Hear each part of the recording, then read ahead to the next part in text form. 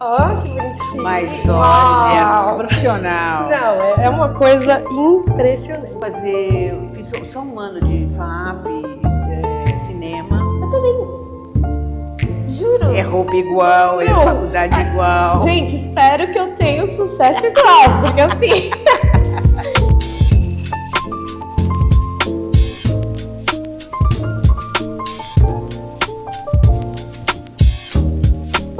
Brincadeiras à parte, vamos começar. Eu queria, assim, voltar lá atrás, antes da EAD, antes de tudo. Nossa, foi longe, hein? Eu queria que você me falasse como que você conheceu o teatro, assim, como você lembra a primeira vez que você teve contato com esse universo? Como que foi isso? Assim, vida intrauterina, não chego lá. Mas, até onde eu chego na regressão, tablado Maria Clara Machado. Que eu cheguei a ver coisas lá, eu não lembro exatamente o quê, mas eu tenho essa lembrança, ou a lembrança é falsa também, né? E que depois eu fui estudar no colégio de aplicação, que era ao lado do tablado, atrás do tablado, não sei quem era na frente, quem era atrás. E eu acabo fazendo o tablado depois, né? Aí já no ginásio, aí eu vou fazer mesmo aulinhas de teatro e tal. Sim. Com a Luíse Cardoso, que mais tarde eu vou reencontrar. Eu fazendo peças, papel que ela fazia lá no Rio, eu fazia aqui em São Paulo, que eram peças do Wolf Maia, Nossa. infantis. Que ano isso, mais ou menos? Texto da Maria Clara. Eu estava na EAD ainda, então é 76, Tá. por aí. E como que foi essa passagem, né? Você conheceu o teatro, né? E essa decisão de se tornar profissional, assim. Isso já fui aqui em São Paulo, porque eu gostava muito de ir ao teatro. Tinha uma coisa que eu sozinha, ou com uma amiga mais velha, a gente ia assim. Eu descobri onde que era a Maison de France que estava passando uma peça, sabe? Então eu gostava muito de ir ao teatro. Eu era uma boa espectadora, como sou até hoje. Era um hábito, né? E era um hábito assim, que eu não tinha companhia. E é uma coisa que adolescente quer muito companhia, né? E eu às vezes ia sozinha, pegava ônibus. Eu tenho essa lembrança bem forte. Mas depois eu vim para São Paulo com 18 anos e aí logo me caso e vou fazer... Fiz só um ano de FAP, cinema. Eu também. Juro. É roupa igual, é Não. faculdade igual. Gente, espero que eu tenha um sucesso igual, porque assim... Que legal. Eu fiz um ano de cinema, aí depois, coisa da vida, fui trabalhar em São Caetano, e, por causa da empresa do meu marido e tudo. E ele me incentivou a fazer EAD. Eu falei, não, tem que fazer uma prova presencial. Eu não sei, eu fiz Maria Clara lá atrás e tal. Ele falou, não, faz, tenta. E foi assim. E quem que era da sua turma? Então, da minha turma, que até hoje estamos, é eu, Norival Genésio. Ah, turminha! Turminha bem normal. Nossa! É a minha turma. Eu lembro do exame deles, eu lembro. É mesmo? Lembro. E o Norival tem uma coisa engraçada, que o Norival, ele fez exame depois de mim, que é Nori, né? Uhum. Era a ordem alfabética. E depois eu fiquei sabendo que ele tinha ido já 1 ou 2 anos antes, e quando chamava ele não ia, tanto nervoso. Pode imaginar? Estou fazendo inconfidências. É mesmo? E eu lembro de... Ele mal viu o meu exame, porque ele estava prestes a ser chamado, e eu também mal vi o exame dele, que eu tinha acabado de fazer. Nossa! E vocês, né, têm uma parceria aí? Sim. Agora eu brinco que, com o Norival, principalmente, eu toco de ouvido, a gente toca de ouvido. Uhum. Muito... Parceiros mesmo, né? De muito tempo, se Muitos conhece. trabalhos, né? Muitos Você trabalhos. tem noção de quantos? Não tenho. Mas, assim, também as temporadas eram mais longas, então o convívio era maior. A gente já conviveu aqueles 3 anos de escola e a gente mantém, por exemplo, eu, Norival Genésio, e de vez em quando a gente pesca alguma aluna que foi da nossa turma e a gente costuma jantar no final do ano ou no começo do ano. Aí a gente vai no antigo Orvieto, né? Uhum. que era o restaurante da classe na época, então. Uhum, que legal. E tenta. A gente está sempre se vendo, trabalhando. Na EAD, quais foram os professores assim mais marcantes? O professor de interpretação, o primeiro foi o Celso Nunes, e depois Jacob Hillel, que mais de teatro mesmo, né? E tem a Leila, a Milene, aqueles de sempre, né? Uhum. Mas de teatro mesmo era o Jacob e o Celso. Nossa, incrível. É. O que você acha que mudou, assim, né, desde que você começou profissionalmente, depois de se formar na EAD, o que você acha que mudou no jeito de fazer teatro? Bom, principalmente a produção, que foi ficando cada vez mais perversa, né? Os meios de produção. Eu, Norival e Genésio, saímos da EAD, montamos uma companhia. Sabe, era a Bambolina, quer dizer, não era nenhum grupo, a gente era uma produtora, era CNPJ. Porque aí a gente pegava um dinheiro, alugava um teatro e com a bilheteria a gente pagava. Uhum. Era o normal, você tem a farinha, tem o pão, sabe fazer, faz o pão, vende o pão, com o dinheiro que você vendeu o pão, você compra mais farinha e faz mais pão. É mais ou menos isso, que era o normal. Te alugava um teatro, agora fala, me dá um teatro para eu alugar. Vamos alugar aqui. E não adianta, a gente vai improvisando. Eu agora estou num teatro de 35 lugares, é espetacular, mas é uma experiência muito pouco rentável. Uhum. Sabe, é muito interessante fazer na marra o negócio. Agora, os meios de produção foram ficando, como eu digo, perversos. Então a gente era jovem ator mesmo, ninguém ia chamar a gente. Não tinha uma fantasia que saíam fornadas de atores da EAD que iam sendo absorvidos pelas companhias. Eu não cheguei a pegar isso, tanto é que a gente fez a companhia da gente. E chamamos o Jacob para dirigir um trabalho. E ficamos mais de um ano em cartaz. É inimaginável, assim, hoje. Era o normal. Se você não fizesse um fracasso. Eu estou falando muito esse discurso. Porque, assim, fazer 100 apresentações não é nada demais. Uhum. Não era nada demais. Você está aprendendo ainda a fazer. Quantas vezes você relê uma obra escrita, um livro, uma coisa? Quantas revisões você faz? Não é ler uma vez. Fazer 5 semanas é ler uma vez. Uhum. Você nem sabe o que está fazendo ainda. Quer dizer, sabe, não é que não sabe, mas a profundidade só na temporada. O que acontece? A gente está formando atores agora, atores de 10 anos para cá, que eles não estão sendo deformados de certa maneira, porque eles não sabem o que é um fracasso nem um sucesso. Uhum. Em 5 semanas você não sabe nem o que é um fracasso nem o que é um sucesso. Para contratar um teatro, quando você alugava o teatro, nossa, parece Procópio Ferreira falando, né? Não, mas é isso. Quando você contratava um teatro, o contrato era assim, mínimo 3 meses. Depois de 2 meses, ou a companhia ou o teatro tinha que se manifestar. Você já sabia se era um fracasso ou não. Se você ia aguentar mais 3 meses, dependendo das condições. A gente já sentia, né? Se você preenchia 2/3 da casa, 1/3 da casa já não ia mais pagar, porque você tinha que dar um mínimo para o teatro, não ia sobrar, não interessava nem para o teatro, nem para você, que o teatro queria que você fosse bem. E nesse caso, a opinião do público era levada em consideração. Claro! Né? Então, era o público que ia dizer se a gente merece ou não continuar. Nós estamos com um fracasso ou com um sucesso, ou uma peça mediana, não precisa ser um arrombo. Um arrombo é ótimo, um arrombo ou um rombo. Né? Então, isso está tão longe. Quando eu falo, eu sinto assim que eu estou uma enciclopédia antiga, sabe? E não é tanto assim, sabe? 10 anos, 15 anos. Você acha que as leis de incentivo têm responsabilidade nessa mudança? Olha, foi ficando tudo perverso aos poucos, eu não sei dizer, porque se tirar também acontece o quê? Acaba. Se tirar o SESC, acontece o quê? Eu lembro que quando eu estava na EAD, as pessoas falavam assim, que o teatro estava morrendo. Aí eu falava, vai morrer na minha vez?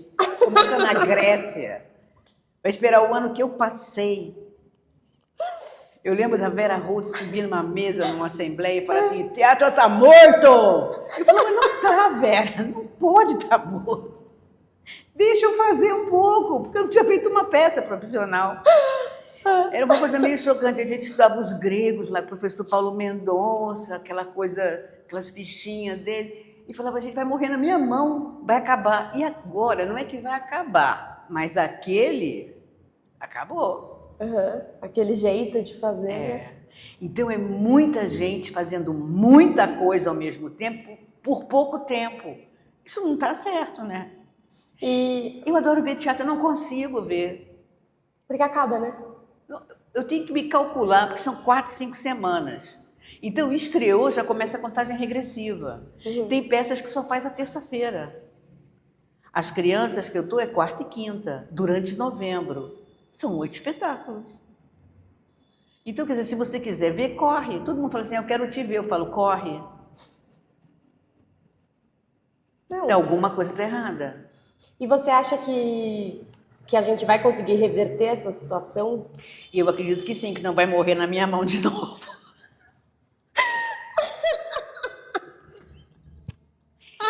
Estou sempre sob ameaça.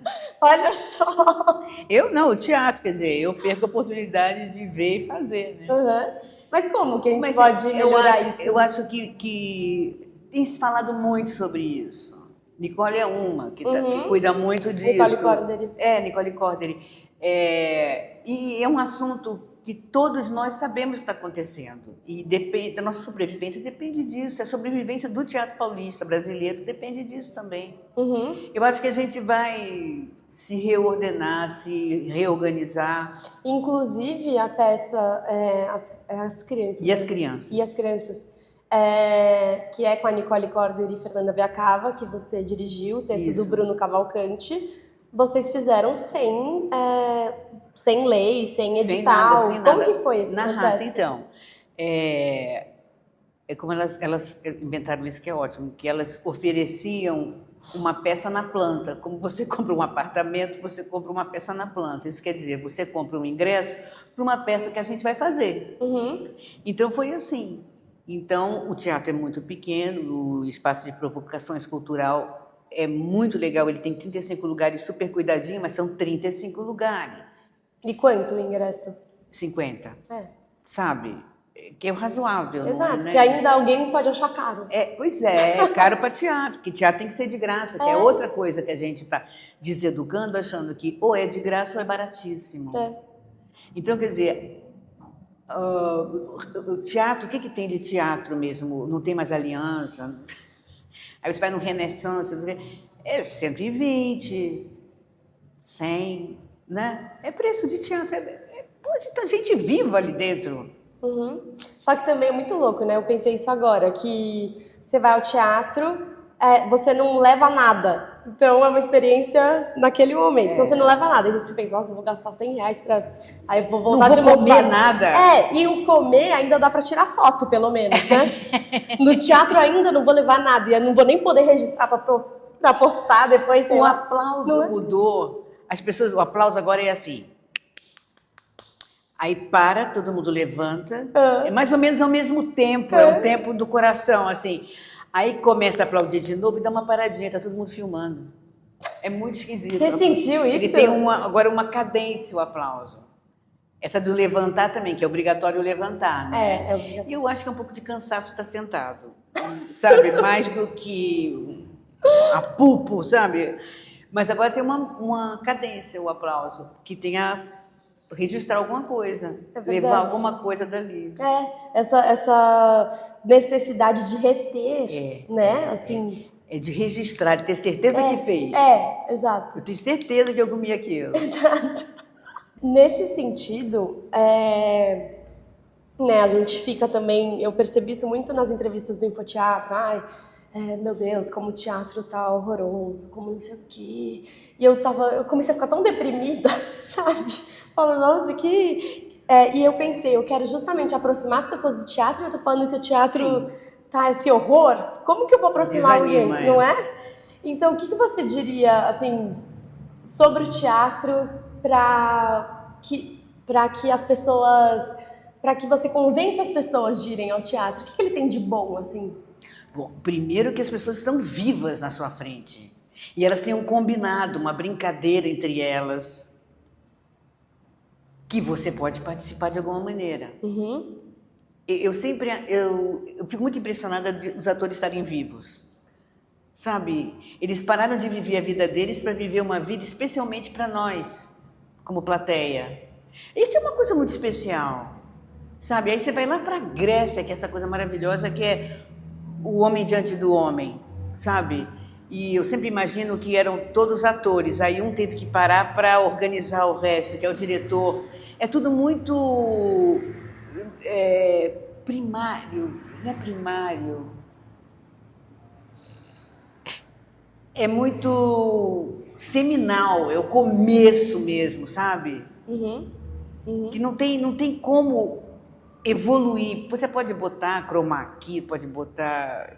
Tem uns nomes que eu não lembro mais, que botam as imagens atrás. É bom dar um efeito, mas parece que é para distrair. A experiência das crianças que eu estou fazendo lá com a Nicole, eu até radicalizei um pouco isso. Por ser um exercício, até a gente chama o exercício das crianças, por causa desse método de produção muito primário, né? Fala assim, me dá um dinheiro que eu vou ali fazer um negócio, depois eu deixo você ver o que eu estou fazendo. É um voto de confiança, é um né? gesto de confiança, né? Você já pede E isso também compromete a plateia. Compromete de certa maneira. Quando você paga, que é aquela coisa do teatro que não é pago, deseduca. Eu nunca fui a favor, sabe? Por mais que seja simbólico. Eu cheguei a fazer peça aqui no Mágico Diabinhos, que era 1 quilo de alimento. Uhum. Você tem que contribuir com aquele evento que você vai participar. Então, na experiência lá com a Nicole e com a Fernanda, eu radicalizei. Ela não tem cenário, não tem figurino, não tem luz, uma luz de teatro, só uma geral, não tem efeito, e elas quase não se mexem. É isso. A gente não faz de conta, é isso, o mais... São as condições mínimas de produção e do fazer teatral. Qual é o mínimo que ainda é teatro? Uhum. É teatro, você não tem dúvida disso. Tem teatro lá. Nossa, que... Mas é uma experiência bacana. Exato, e é uma experiência que gera curiosidade, né? Sim, sim. Assim... Que é o máximo do... Ela está essa distância de você, que é um teatro pequeno. Uhum. Essa distância da plateia. Nossa. Você vê realidades serem criadas ali. Uhum. Só pela voz e pelo corpo de 2 atrizes. Isso que é, né, surreal assim, do teatro. Você, enquanto espectador, eu sinto, né, você vai assistir um filme, você tem uma atitude passiva, porque você tá dado, né? No teatro, você tem que ter uma atitude ativa, porque você precisa completar aquelas lacunas. Mesmo que tenha um cenário, não vai ter o teto, o tijolinho. Não, então não você é. tem que completar com a sua imaginação. Assim, isso é tão... E a sua imaginação é conduzida. Exatamente. Exatamente. É uma coisa... Eu brinquei até na entrevista com o Fagundes, eu falei, é a coisa mais tecnológica que existe. Você entende como é? É uma tecnologia, assim... É um negócio... É inteligência natural. Exato. É um negócio de louco isso, assim, de incrível. Não é? Nossa, eu acho assim... Você tem que inteligir as coisas. É isso mesmo. É muito genial, né? E é único. É único. Todo dia é único. Exatamente. Nossa, enfim. Eu lembro de levar um sobrinho ao teatro. Ele sempre, né, você faz essa introdução na atmosfera. E ele ficou assim... E se alguém entrar aqui e dar um tiro? Eu falei assim... Ele morre! Porque está vivo, é isso. Ele sentiu uma vulnerabilidade. Que tanto eles podiam vir para cá, como você podia ir para lá, né? E é isso, a gente morre. Tem gente que morre, tem atores que morrem. Aliás, é o sonho de muitos de nós. Morrer em cena, né? Aquela coisa romântica. Exatamente. Meio Cacilda. Esperando Godot. É isso mesmo. Não é? É isso mesmo. A gente tem essa fantasia, no fundo. E pensando, né, a gente falou muito do teatro, né, anos atrás, décadas atrás e agora, como que você vê a sua trajetória nesse sentido? Você imaginava que você estaria né, que você teria esse reconhecimento? Você acabou de ganhar um prêmio, o prêmio Bibi Ferreira de melhor atriz. Você tá, digamos assim, satisfeita com a sua trajetória? Eu não posso dizer que não estou satisfeita, Uhum. sabe? Eu vi muitos colegas ficarem pelo caminho e não é nem questão de falta de talento, nem confirmo o meu talento, nem nego o talento deles. Tem muito de oportunidade, porque a gente só tem esse tempo da vida, né? Então não dá para fazer muitas experiências. E cada experiência, antigamente, você levava mais de um ano nela e podia não contribuir para a sua evolução, para você... Porque a gente precisa ser chamado para trabalhar. Uhum. Se você não tem uma companhia, um grupo, que coisa que ninguém quase mais tem, você tem que ser chamado. Você fica ali, quietinho, estão esperando uma pessoa mais ou menos... Tem que te conhecer, tem que conhecer seu trabalho. É muito... Um pouco é aleatório. São muitos fatores, né? São muitos fatores. Claro, se você tiver talento, tem bastante chance de você... perdurar. Mas se você não pratica, mesmo com talento, eu vejo colegas minhas da IAD que tinham muito talento, não tiveram as oportunidades, você não sabe por quê, porque não é... Tem muita sorte nisso, né? Tem a muita ver com sorte. vocação? Tem vocação, claro, você insiste mais também, que às vezes você cai, levanta e cai e levanta.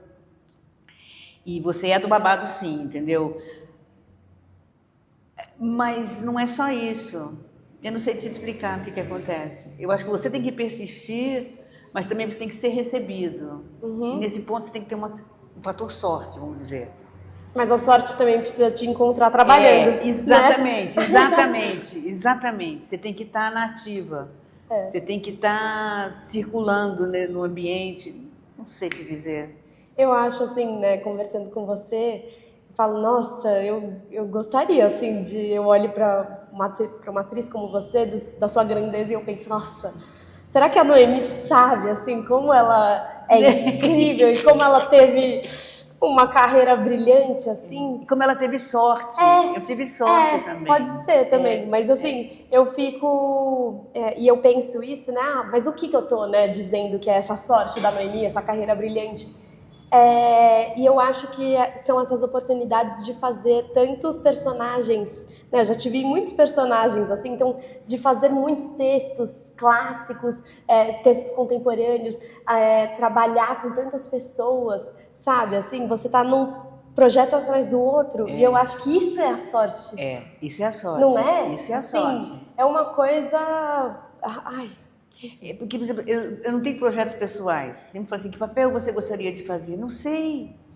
Depende da hora, depende de quem vai me chamar. Eu não tenho, assim, gostaria de fazer. Eu fiz Arcádina, me deram Arcádina. Nossa. Sabe? Eu tenho que ser grata. Se eu não exato. fiz bem, enfim, eu fiz Arcádina. Um personagem, né?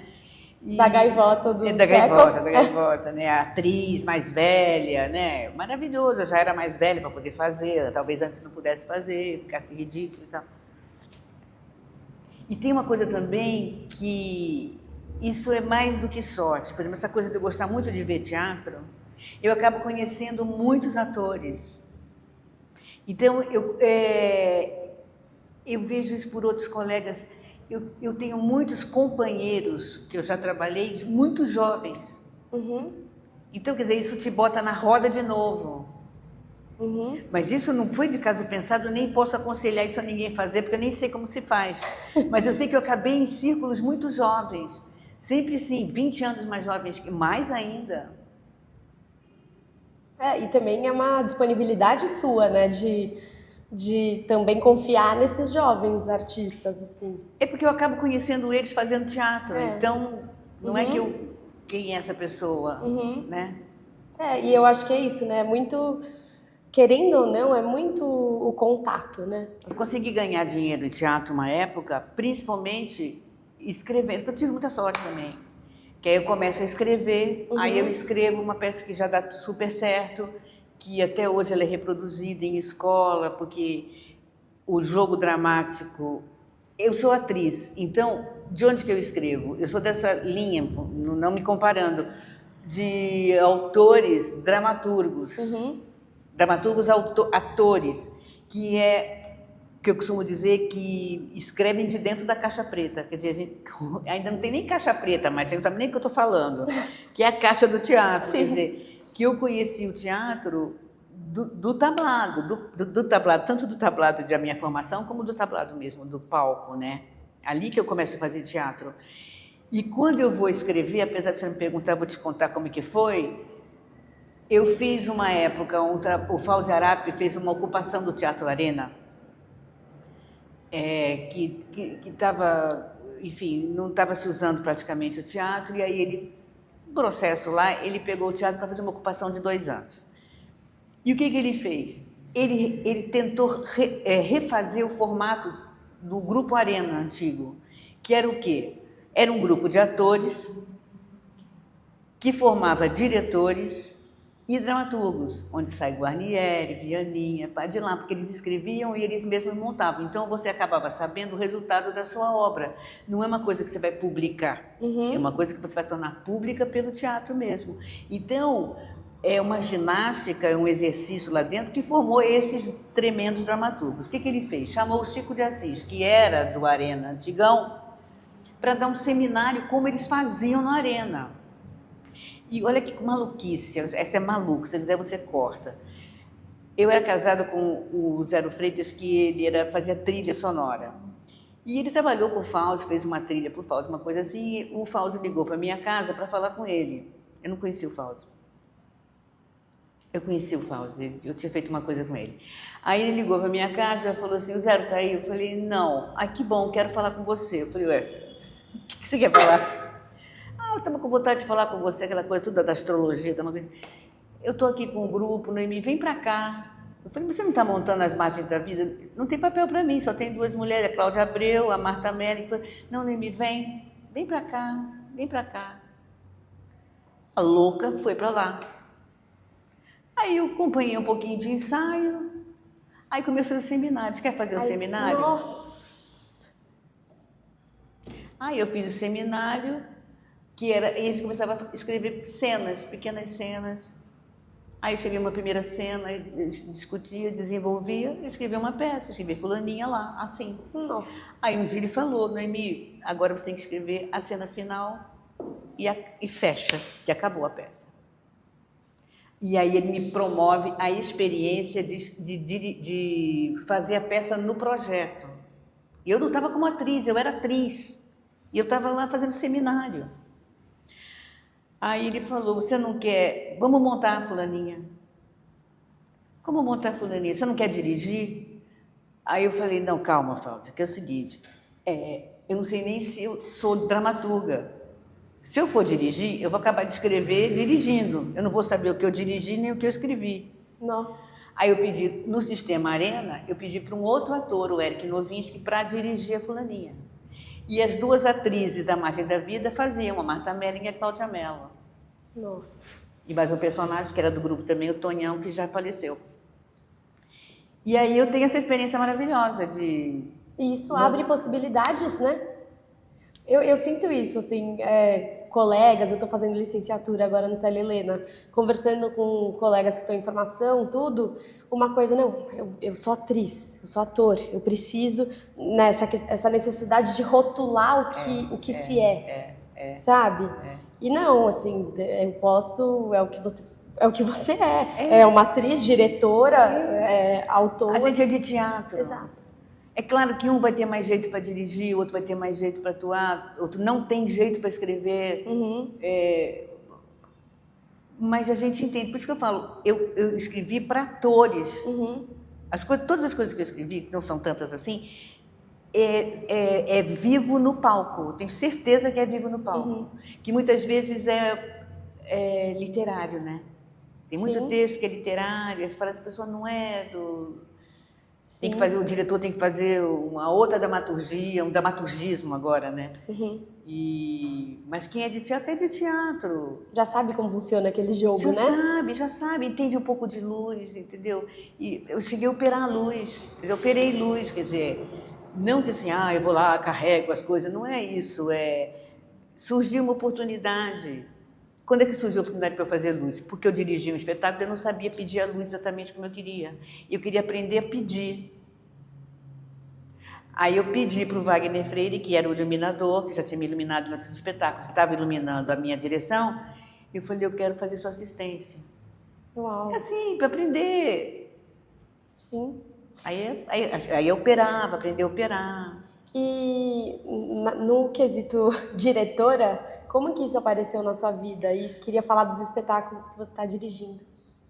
Eu acho que o primeiro espetáculo que eu dirigi foi um susto tamanho de um bonde. Que foi um espetáculo que fez muito sucesso, mas tinha tudo para ser um fracasso. Porque eu acho que foi a primeira direção que eu fiz mesmo. Um dia o Rony Facchini foi na minha casa, ele é meu vizinho. A gente não é muito íntimo, nunca tinha trabalhado com ele, mas a gente se conhecia. Ele foi na minha casa e falou, Noemi, é o seguinte, eu estou com o Grupo Grafite. O Grupo Grafite é um grupo que o Gabriel Vilela tinha dirigido e formado fizeram muito sucesso, como você vai ver o que você vai ver. Era a Rosi, a Ellen, o Gerson de Abreu, mais uns outros atores. O Rony ia entrar e eles estavam há 2 anos preparando um segundo espetáculo. Mas estava uma confusão, que aí o Chico de Assis chegou a escrever, aí não tinha como dirigir, não sei o quê, estava ruim o negócio. E agora tinha um produtor, que era o agente do Gerson, que tinha uma data no teatro. E eles não tinham mais a peça, porque fizeram tanta confusão. Então, eles queriam que a peça que eles tinham, que eu dirigisse, que eu nunca tinha dirigido. Aí eu li a peça com eles, falei, você gosta? Ninguém gostava. Falei, então vamos fazer outra. Eu que nunca tinha dirigido, resolvi fazer um musical. Aí mas isso aí, quando eu falo de sorte, Meu Deus! não estou falando de pouca coisa. Em 45 dias a gente estreou um musical. E você nunca tinha dirigido? Que ficamos mais de 1 ano em cartaz. Que era o Almanac Brasil. O negócio era tão maluco. Eles cantam muito bem, eles são ótimos humoristas, comediantes. Era Rosi, Ellen, Gerson de Abreu e Rony. Pedro Paulo Bogossian, diretor musical e tocando, e o Betinho Sodré também, como músico. Aí eu falei assim, é o seguinte, eu vou arriscar fazer uma coisa. Eu vou escrever. Eu já tinha escrito uma peça. Aí eu falei, eu vou escrever. Só vou falar com uma pessoa, que é o Pedro Paulo. Que não vou falar com o ator. Senão, bota isso, bota aquilo, eu quero, não quero. Eu já conhecia ele, sabia gracinhas que eles faziam. Eu conheço a Rosi há muito tempo. Trabalhei com a Rosi. Aí o que a gente fez?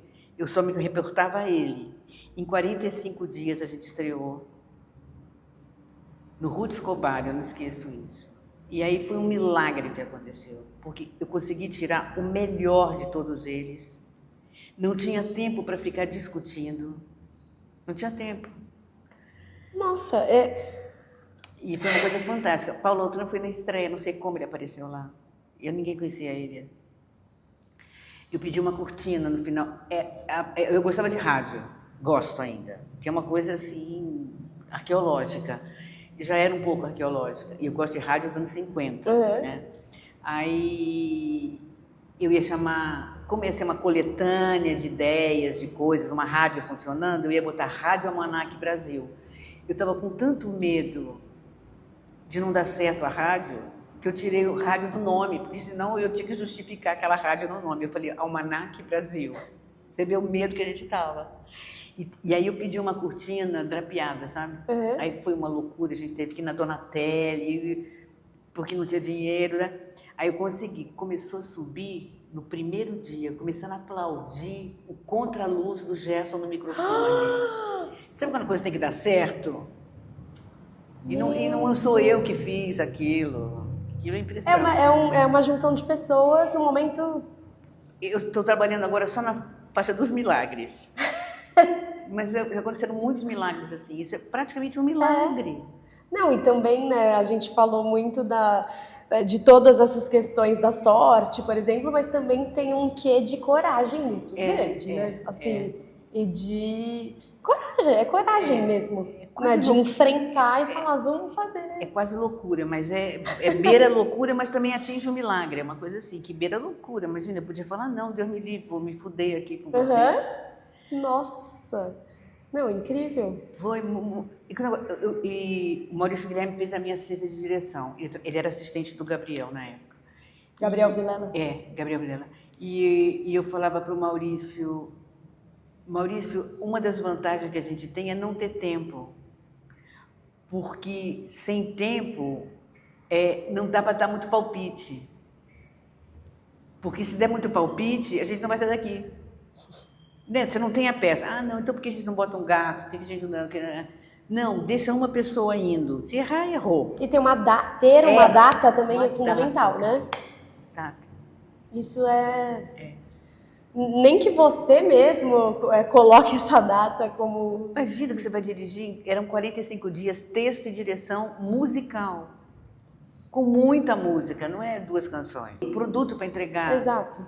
É uma linha muito tênue, né? Assim, ter essa questão da data, ao mesmo tempo eu vejo muitas pessoas, não, porque a gente teve um mês para ensaiar, porque se tivesse mais tempo, não sei o quê. Né? Hoje em dia, essa dificuldade de achar salas de ensaio, mas não sei. Olha, é uma alquimia, né? Então, tem as duas coisas, tem que temperar as duas coisas. Você tem que ter uma premência, mas ao mesmo tempo você tem que ter profundidade. Esse que é o problema. Aí se você se dedicar muito à profundidade, você fica acadêmica praticamente. Você fica doutora em Tchekov, mas nunca botou o pé lá. Nossa, é uma linha tênue. E quando você bota o pé, não é tão Tchekov assim, porque nós estamos no Brasil. Então o próprio ator já faz, não é um dramaturgismo, mas é uma interpretação brasileira. Então, quer dizer, essa temperada que tem que dar, né? Sim. Tem que fazer essa... E como se aprende isso? Com a prática. Com a prática. Não tem outro. Né? Não tem outro. Noemi, e sobre os espetáculos que agora estão em cartaz... Porque Desdémona amava o Mouro. Porque Desdémona amava o Mouro. Você pode falar um pouco como foi esse processo? Falar. É o seguinte, é um texto inédito do Tennessee Williams e não é exatamente teatro, era um conto que ele escreveu em 39, por aí, enfim, antes dos 40, antes dos sucessos que a gente conhece, que depois foram filmados, o Zoológico de Vidro, A Margem da Vida, O Bonde Chamado Desejo. E esse conto ele foi abandonado. Ele chegou a fazer alguns diálogos para teatro, para cinema, e ele abandona. E depois a gente vai saber que ele abandona porque trata de questões que seriam muito mal vistas na época, que era relações interraciais, homossexualismo. Então, não abandona. A ideia, ele é aconselhado a abandonar, inclusive pela gente dele, abandonar o projeto. Aí o Tom Mitchell, um americano, ele pega esse conto e põe na forma de teatro e diálogos assim. E o Luiz Arnaud, que é um dos atores, ele entra em contato com esse diretor que fez essa montagem, viu essa montagem e acaba trazendo esse texto e traduzindo. E aqui a gente deu uma adaptada para Brasil, enfim. E aí a gente monta aqui, então, a partir desse conto. E como que vocês encontraram essa ideia, assim? É o Luiz Arnaud, que é o ator, que entrou em contato com o Tom Mitchell. Ele chegou a ver essa montagem online. Uau! E aí ele se interessa pelo texto, traduz, e aí ele e a Camila Santos, que é outra atriz estudiosa de Tennessee. Camila dos Anjos. Isso. E aí, eu não falei sobre o nome dela, né? Mas você falou, acho que Camila Santos. Santos, não. Anjo, Santos. Camila dos Anjos. Não tem Camila dos Santos.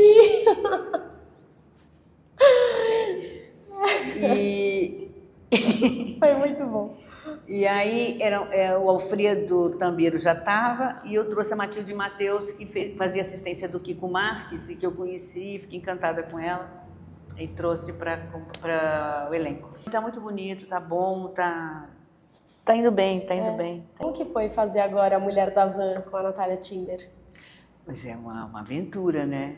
Uma aventura. Ela fez 95 anos durante a temporada.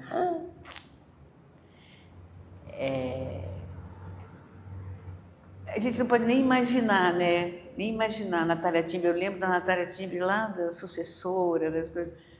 E é uma mulher essencialmente de teatro, né? Ela só vive teatro, ela vive teatro, as referências dela são todas de teatro. Sim. Eu fiz uma entrevista com ela, acho que foi 2021, que eu estava escrevendo para a Vogue, e aí eu fui assim ao vivo, era uma gravação, né, só de áudio. E aí eu falei, né, sobre a dificuldade do teatro e tal. Aí ela falou, menina, ela me deu uma bronca assim, falou, menina, teatro sempre foi difícil, o que é isso? Agora de achar que agora é difícil. Nossa, eu fiquei, nossa, é verdade.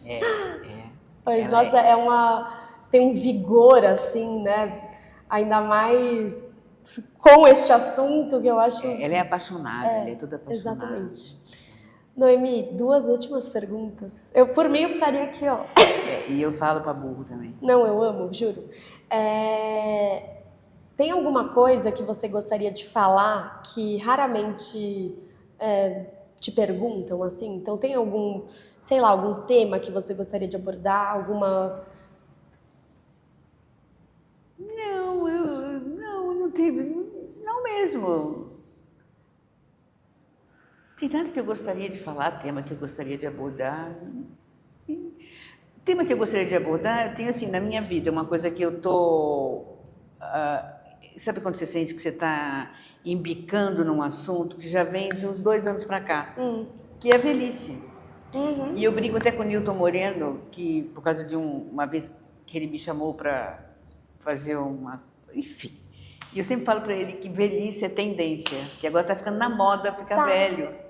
Porque é isso mesmo, velho é tendência. Então eu estou pensando muito em entrar nesse assunto, sabe? Mas como dramaturga. Estou com isso na cabeça, porque eu tenho dito, tenho observado que a minha geração, eu estou com 71, é a primeira geração de velhos que está cuidando de velhos. A nossa velhice foi adiada. Por causa da medicina, de tudo, as pessoas viviam 60 anos, eram uma pessoa caquética. Eu ainda me vejo cheio de coisa para fazer ainda, e vejo a Natália que está na minha frente, a minha mãe está com 92, entendeu? Está esquecida, está confusa, mas é um jeito de viver também, bem livre, né? E sempre tem alguém para cuidar, não tem? Nunca ficam soltos no meio da rua. Nós estamos cuidando deles, nós que devíamos estar envelhecendo agora e sendo cuidados, estamos cuidando de uma geração que ficou para ser cuidada. E isso está me interessando. Nossa, é muito... Isso está me interessando. É uma novidade, né? É uma novidade. É algo nunca vivido. E esses velhos que nós somos, é novidade. Nossa, porque a gente ainda pode contar a história. A geração para frente, que é a minha mãe, que está com 92, eles não podem contar a história, que eles não têm mais domínio, assim, dos meios. Mas eu ainda tenho domínio, eu acho que eu digo a minha faixa. Sim. Eu acho que é isso. Não que nunca ninguém me perguntou. Não perguntou porque não tinha que perguntar sobre isso mesmo. Mas é uma coisa que está me movendo, tô indo para esse lado. Mas incrível. Uma coisa que eu acho muito interessante, né, dessa questão da sua geração, é que, eu não lembro quem me falou isso, mas essa questão que a sua geração tem que pedir ajuda para gerações mais novas, por exemplo, essa questão de internet, a geração mais nova se sente meio superior, tipo, minha avó não sabe mexer, sabe? E é uma inversão de valores isso, né? É porque é um domínio da tecnologia que a gente não foi trabalhado para isso. Você quer ver uma coisa? Eu tenho peças que eu falei assim, foram ficando atrasadas. A fulaninha, uma das questões da fulaninha, que é uma empregada doméstica, para começar, a empregada doméstica virou uma peça de época, porque era aquela fulaninha que vem do interior, que é fulaninha e dona coisa, quer dizer, não conhece telefone, não conhece nada, virou peça de época. A Natália Dil montou um tempo atrás, uns 5 anos, 6 anos, eu falei para ela, é peça de época. Então, isso tem um pouco que a gente ficou muitos anos vendo o progresso desse tipo de comunicação.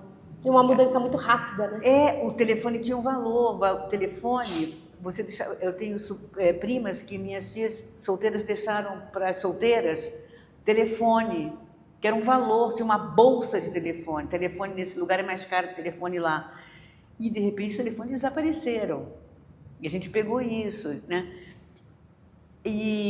Mas a gente domina isso, é só ter jeito.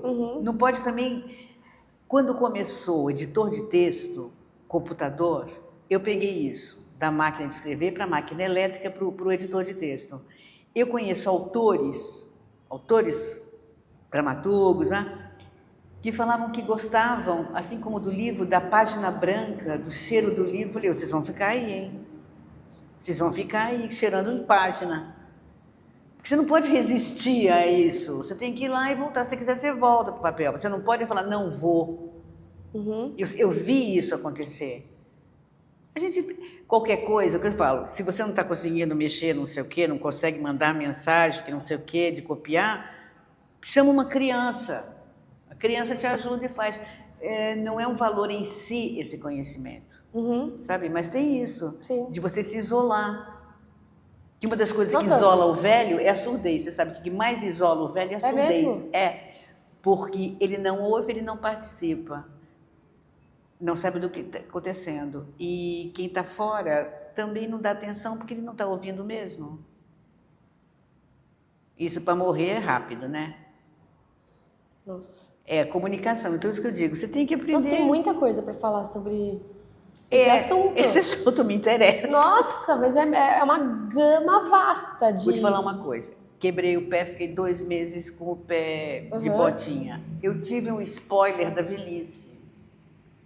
Tudo era uma dificuldade de locomoção. Porque para pegar o gelo, para botar... Spoiler da velhice é maravilhoso. Mas era um spoiler. Eu falei, olha aí, tá me dando o trailer da peça. Então. Sabe, você tem que pedir... A minha filha está morando comigo. Sabe, ficou porque ela é minha assistente. Então, uma coisa disfarçada no assunto. Mas eu falo para ela é minha assistente e cuidadora, né? Para descer essa escadinha aqui, 2 degraus, abrir o portão, tudo é muito difícil. Nossa. Foi um spoiler. A andadinha, que você imita o velho, eu estava fazendo. A boa. Nossa. Eu estou fazendo fisioterapia, a corridinha que eu estou dando é a corridinha de velho de comédia, de Praça da Alegria. E é o único jeito que eu tenho, porque eu não posso apoiar muito, então eu tenho que correr. É aquela corridinha assim, abrir o farol. Eu não sei porque eu cheguei aqui. Ai, Noemi. Não lembro. Porque eu perguntei alguma coisa que você gostaria de falar. Então. Mas você tava, olha que interessante. Mas é uma coisa que ninguém me perguntou, né? Que é outro assunto da velhice. É outro assunto. Muitas, né? Assim, o que a gente pergunta para essas... Não, não sabe nada. Não. Nossa, gente, eu tô animada para seu projeto. Vamos ver. Juro, vai acontecer, tem que vamos acontecer. Amadurecer. Porque não tem, assim, claro que tem e tal, mas não tem grande... É que esse velho é novo. Não tem... Esse velho é novo. Nossa, você achou a chave? Sério. Ninguém vai roubar a ideia porque tá aqui, ó. Tá registrado. Exato. Noemi, para finalizar, eu sempre faço essa pergunta aos finais das entrevistas. Se fosse para dizer uma coisa hoje, o que o teatro te ensinou de mais importante para sua vida? Que só tem essa. Aproveita, só tem essa. É isso mesmo. Nossa, incrível. Incrível. E sabe que mais incrível que as pessoas falam, né? No teatro eu vivo várias vidas, né? Tem um pouco essa ideia. Sim. Mas realmente só tem essa. Só tem essa. Você pode fazer o que você quiser com ela. Isso, aí você finge que a outra pessoa volta. Mas só tem essa. Enquanto você está sendo aquela, você não está sendo essa. Que é uma abnegação, de certa maneira. Obrigada. Eu te agradeço pela conversa mesmo. Nossa, mas eu acho que a gente vai ter que fazer várias. Porque tem muitas coisas.